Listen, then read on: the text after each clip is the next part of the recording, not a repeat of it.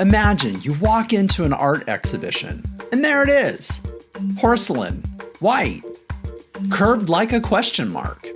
A urinal, not in a bathroom, not in the hardware store, in a gallery. And the label says, Fountain. Artist, R. Mutt. Year, 1917.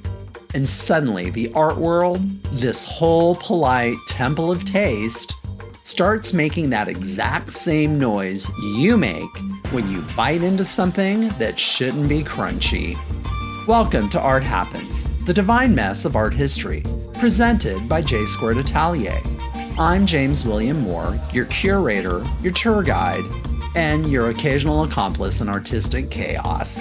Today, the artwork that launched 1,000 arguments, the urinal that became a manifesto, Marcel Duchamp's Fountain. Because pop art asked, what did you buy and why did you buy it? But Duchamp asked something even more annoying. Who gets to decide what art is? And why do they get to decide? Let's set the scene. It's 1917. The world is shaking. War, modernity, machines, speed, disillusionment. And artists? Well, artists are done pretending everything is stable. A group in New York forms the Society of Independent Artists. They promise it's revolutionary. No jury, no prizes. If you pay the fee, your art gets shown. No gatekeeping, no velvet rope tastemakers, just pure artistic democracy. Enter Marcel Duchamp, a French artist who's already bored of painting being pretty. He's tired of the idea that art has to be homemade, heroic, sacred, like an altar boy carrying a palette. So he submits a piece, a standard porcelain urinal turned on its back, signed R. Mutt, and titled Fountain. And the organizers, remember, the ones who promised no jury, look at it and go, oh, no, not that. Which is when you realize even the most open art world still has a bouncer.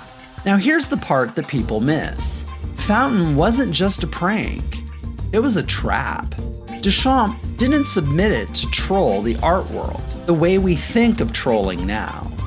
He submitted it to expose something, that art is not only about the object, it's about the context, permission, and power.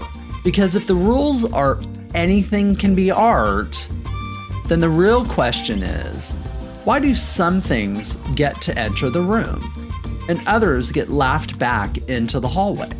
So what exactly is Duchamp doing? He's introducing the idea of the ready-made, an everyday manufactured object selected by the artist and presented as art. Not crafted, not painted, not mastered in the traditional sense. Chosen. And that one move, choosing, shifts the center of gravity. Because now the artwork isn't just the thing. The artwork is the decision, the framing, the question. And people hated it because it threatened the whole story we tell ourselves about art. That art is special because it takes rare skill. That art is valuable because it's scarce and difficult. That art is earned. A urinal doesn't feel earned. It feels like someone cutting the line. But Duchamp's point wasn't that skill doesn't matter. His point was, skill isn't the only currency art trades in. Art also trades in ideas. And Fountain is an idea with teeth. Here's the bite. If I could take an object designed for bodily waste and place it in a gallery and get you to argue about it for the next, 100 years, then the gallery isn't a neutral space. It's a meaning-making machine. And you, yes, you, are part of it. Because your outrage, your laughter, your confusion, that's the performance. Now let's talk about the signature, R. Mutt, M-U-T-T. Who is R. Mutt? A fake name. a mask, a misdirection. There are theories about the joke. Mutt, like a mutt dog, like an everyman, like a nobody. Or Mott, possibly referencing a plumbing company. The details, they get messy. But the big point is clear. By using a pseudonym, Duchamp removes the aura of famous artist. No prestige, no reputation, just the object and the question. If it's rejected when it's anonymous, was it ever about art at all? Or was it about status? Now the wild part. The original fountain doesn't survive. It's photographed, famously, and then it disappears. Which is kind of perfect, isn't it? The most influential artwork of the 20th century, and the original is gone like a rumor. Later, replicas are made.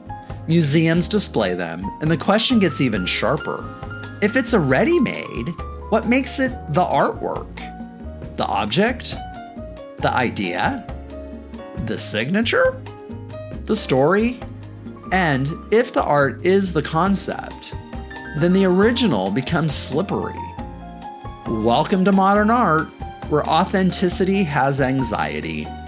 So here's the question people always ask at this point. Okay, James, but is it really art?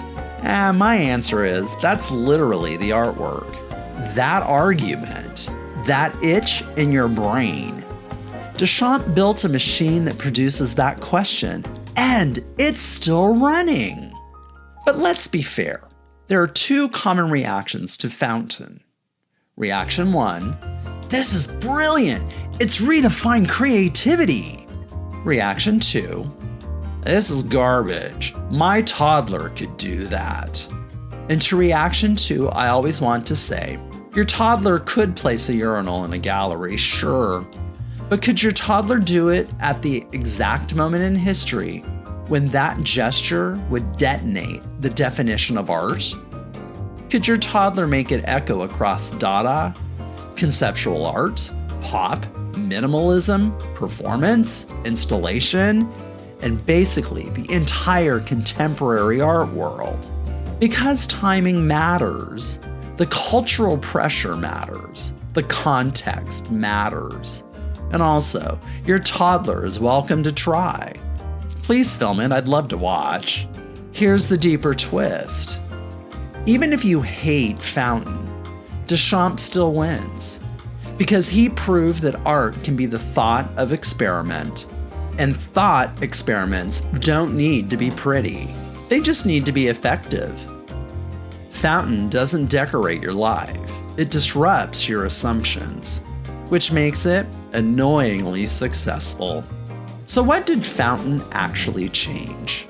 It shifted art from how well is it made to what does it mean? It exposed the role of institutions, museums, galleries, juries, as part of the artwork's meaning.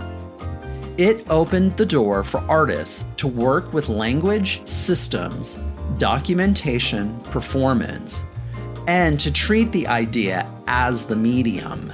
And it set the stage for every moment you've ever walked into a gallery and thought, I don't get it. Because sometimes the getting it is not the point. Sometimes the point is, what is this doing to me? Why does this bother me? What rules did I inherit about value? And if you follow that thread long enough, you're not just asking about art anymore. You're talking about culture, class, taste, authority. You're talking about who gets to name reality. And maybe that's why Fountain endures. Because it's not about a urinal. It's about the moment you realize that the world is full of frames and whoever controls the frame controls the meaning. Okay, so here's your little challenge. Next time you see something mundane, a receipt, a shopping cart, a plastic fork from Taco Bell, a barcode, a sale sign screaming at you from a window, ask yourself, if this were placed in a museum, what would it say about us? And if that question makes you uncomfortable, congratulations! You're having the Duchamp experience. That's it for this episode of Art Happens, the divine mess of art history, presented by J-Squared Atelier. If you enjoyed this episode, follow the show wherever you listen. And if you've got 20 seconds, I'd really appreciate it if you would leave a review. It helps more art lovers find their way into this mess. And if you want longer conversations with living, breathing artists, creative process, inspiration, and the real behind-the-scenes chaos, come join me on Lattes and Art, also presented by J-Squared Atelier. I'm James William Moore, and until next time, keep looking longer, keep questioning the frame, and if anyone tells you that's not art, smile politely and ask them who put them in charge.